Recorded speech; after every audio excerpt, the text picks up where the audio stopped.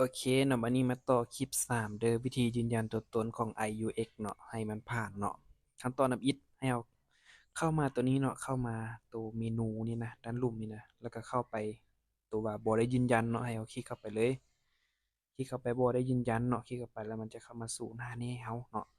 หน้านี้ให้เราแล้วบัดนี้ให้เราคลิกตัวนี้เนาะติ๊กตัวที่1เด้อแล้วให้ป้อนเลขบัญชีใส่เนาะเลขบัญชีตัวใดตัวนี้เนาะเลขบัญชีตัวนี้เดี๋ยวซูมให้เบิ่ง ตัวนี้เนาะเลขบัญชีตัวนี้นี่ป้อนใส่ครบให้มันครบเด้อป้อนใส่ตัวนี้เนาะ2ทบิตนี้พอป้อนสำเร็จแล้วให้กดสืบต่อเนาะสืบต่อมามันจะเข้ามาสู่หน้านี้แบบนี้หน้านี้ให้เราถ่ายรูปบัตรประจำตัวเนาะถ่ายใส่โทรศัพท์ต่างหากเนาะแล้วให้ตัดขอบมันให้มันสำเร็จเด้อตัดขอบสำเร็จแล้วให้กดคำว่าอัปโหลดไฟล์เนาะกดอัปโหลดไฟล์แล้วมันจะเข้ามาแบบนี้แล้วก็กดคำว่าคั่งรูปเนาะคั่งรูป แล้วก็ป้อนใส่แบบนี้เนาะเห็นบ่ให้ตัดเอาแต่เฉพาะรูปบัตรประจำตัวแบบนี้เด้อบ่ต้องมีรูปภาพด้านหลังแบบนี้เนาะ